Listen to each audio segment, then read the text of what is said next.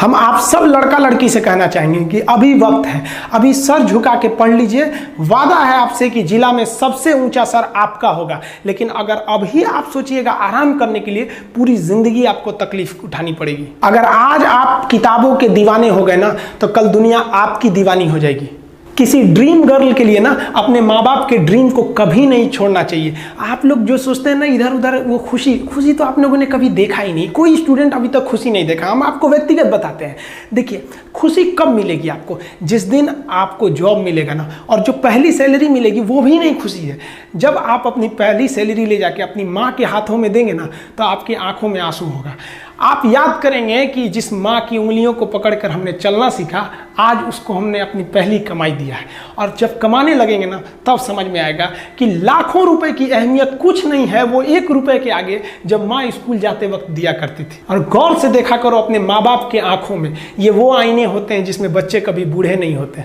देखिए, जीवन में ना अपने अंदर से अहंकार बिल्कुल निकाल दीजिएगा। अहंकार बहुत ही खराब चीज है। कहते हैं कि अहंकार में इंसान को इंसान नहीं दिखता, और छत पे चढ़ जाओ तो खुद का मकान नहीं दिखता।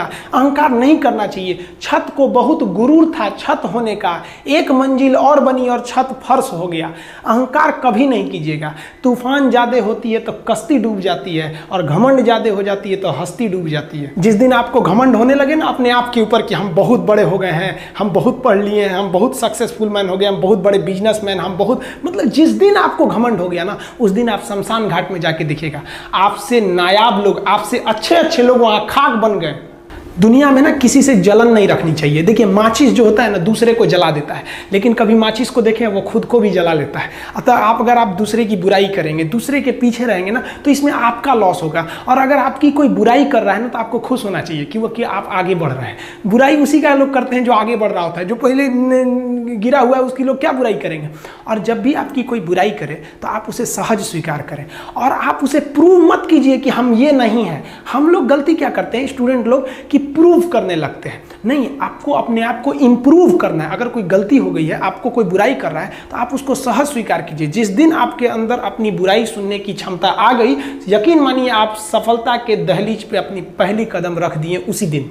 लोहा जो होता है ना, उसे कोई नहीं तोड़ सकता है, लेकिन उसी लोहे के अंदर का जो जंग लग जाता है ना, धीरे धीरे दीमक की तरह उस लोहे को खदड़ते जाता है। इसलिए अपने अंदर अहंकार को मत लाने दीजिएगा। लोग कहते हैं ना कि अहंकार बुरा है। जीवन में हम जो अनुभव किए हैं, अहंकार से भी खराब चीज होता है गुस्सा। देखिए, अहंकार उत्पन्न ही नहीं होगा जब तक आपको गुस्सा नहीं आए। आप ऐसे नॉर्मल बैठे हैं और आप किसी से कहिएगा कि तुम्हारी क्या औकात है, जब तक आपको गुस्सा ना आए। तो अहंकार एक पेड़ है और गुस्सा उस पेड़ का जड़ है। इसलिए गुस्सा जिस दिन आया उस दिन आप बर्बाद हो जाएंगे। किसी भी व्यक्ति को बर्बाद कराने के लिए सबसे जरूरी है गुस्सा दिलाना। आपको पता है, लोहार जो होता है, लोहार वो जानता है कि लोहे को हम ऐसे नहीं मोड़ सकते हैं, बहुत ही शक्तिशाली है। इसलिए लोहार ना इस लोहे को ना आग में डाल के इसे गुस्सा दिलाता है। जब ये गुस्से से लाल हो जाता है ना, तो जहां गुस्सा आया आप अपनी ताकत खो देते हैं, और ये लोहा अपनी ताकत खो देता है, और एक मामूली हथौड़े के चोट से लोहा मुड़ जाता है। तो जिस दिन आपको गुस्सा आ गया, समझ जाइए कि आप अपनी ताकत खो रहे हैं।